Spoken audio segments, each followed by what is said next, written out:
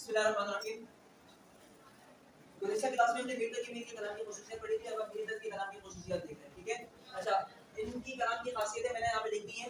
صوفیانہ انداز, درد و غم, سادگی اور سلاست, عاشقانہ رنگ, دنیا کی بے ثباتی, عظمت انسانی, حرف آخر. بیسیکلی حرف آخر تو آپ کو پتہ ہی ہے کہ کنکلوژن ہوتا ہے, بالکل اینڈنگ ہوتی ہے کسی بھی شاعر یا کسی بھی رائٹر کے بارے میں. لیکن یہ ان کی 6 کلام کی خاصیت ہے.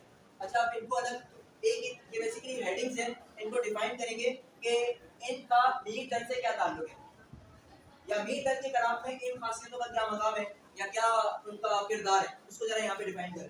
میر درد کے کلام کے اندر صوفیانہ انداز, ان کی شاعری کے اندر صوفیانہ انداز پایا جاتا ہے. صوفیانہ انداز آپ کو پتہ ہے کہ جس کے اندر اللہ رب العزت سے تعلق, یا ہم کہہ لیں کہ ایک محبت یا پھر ایک کنیکشن پایا جاتا ہے, کہ جس شاعری کو پڑھ کر انداز معلوم ہوتا ہے کہ وہ شاعری بیسیکلی اللہ رب العزت کے لیے یا پھر ان سے تعلق کو ظاہر یا ثابت کرنے کے لیے لکھی گئی ہے. تو اسے کہتے ہیں صوفیانہ انداز ایک طریقے سے. ٹھیک ہے, صوفیزم جسے ہم بولتے ہیں آسان لفظوں میں. دوسری ان کی کلام کی خاصیت ہے درد و غم. درد اور غم سے کیا مراد ہے کہ ان کی شاعری پڑھ کر اس کو پڑھنے والا, اس کو قاری, اس بات کا اندازہ لگانے میں کوئی اس کو مشکل نہیں ہوتی کہ شاعر کس درد اور غم کی کیفیت میں ان اشعار کو لکھ رہے ہیں. وہ اشعار خود ہی اس بات کی گواہی دے رہے ہوتے ہیں کہ شاعر یا تو کسی تکلیف کا شکار رہے ہیں, یا پھر وہ جس کے بارے میں لکھ رہے ہیں اس کی تکلیف کا اظہار اپنے اشعار کے ذریعے سے کر رہے ہیں. جیسے مثال کے طور پہ اگر شاعر ملک اور قوم اور ملت کے لیے لکھ رہا ہے, مسلمانوں کے لیے لکھ رہا ہے, اور اس کی شاعری کے اندر وہ غم خود بخود جھلک رہا ہوتا ہے اور ظاہر ہو رہا ہوتا ہے کہ کتنی تکلیف کا شکار وہ قوم اور ملت رہی ہے. اگر شاعر اپنے بارے میں لکھ رہا ہے تو وہ اس میں بھی صاف معلوم ہو رہا ہوتا ہے کہ اس کی اپنی کیفیت کتنی تکلیف اور کتنے غم اور درد اور الم کو برداشت کر کے آگے آئی ہے.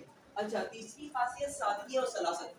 عام فہم سمجھ میں آنے والے اشعار ہیں, پڑھنے کے بعد فوراً انسان مطلب سمجھ جاتا ہے, اتنے سادہ الفاظ استعمال کیے ہیں. سلاست بیسیکلی روانی کو کہتے ہیں کہ اگر انسان ان کی شاعری کو پڑھنا شروع کرتا ہے تو مشکل ورڈ ہونے کی وجہ سے یا ایسے الفاظ جو زبان پر آ ہی نہ پا رہے ہوں اس کی وجہ سے انسان رکتا نہیں ہے, پڑھتا جاتا ہے کنٹینیوشن کے اندر, کیونکہ بڑے عام فہم اور سمجھ میں آنے والے الفاظ استعمال کیے ہیں. اس کے بعد عاشقانہ رنگ. عاشقانہ رنگ کا مطلب کیا ہوا کہ ان کے کلام کے اندر عشق پایا جاتا ہے, صاف نمایاں ہوتا ہے کہ یا تو اللہ سے تعلق ہے یا پھر کسی مجاز کی بات ہو رہی ہے تو اس سے بھی عشق صاف واضح ہو رہا ہے. ٹھیک ہے. پانچویں خاصیت ان کے کلام کی دنیا کی بے ثباتی. بے ثباتی بیسیکلی کہلاتی ہے دنیا سے بے رغبتی. میرا دنیا سے کوئی تعلق ہی نہیں ہے. مثال کے طور پہ ایک انسان ایسی کیفیت کے اندر رہتا ہے, ایسی کیفیت کے اندر بات کرتا ہے جسے ہم مجذوب کہتے ہیں. آپ نے دیکھا ہوگا کچھ لوگ ایسے ہوتے ہیں جو ہمیں ایسے اللہ والے لوگ نظر آتے ہیں جن کو دنیا سے کوئی مطلب ہی نہیں ہوتا.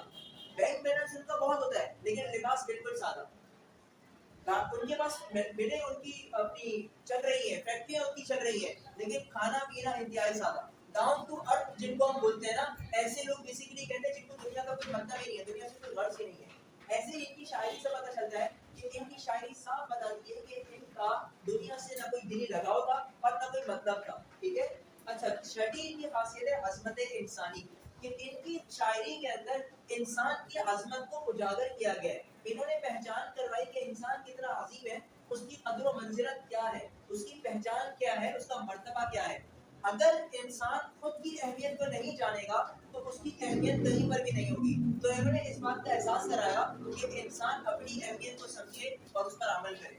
اچھا, آخر میں کنکلوژن حرف آخر, اس کے متعلق اگر ہم دیکھیں تو خواجہ میر تقی کے کلام کی خاصیتوں میں سے حرف آخر کا یہ بنے گا کہ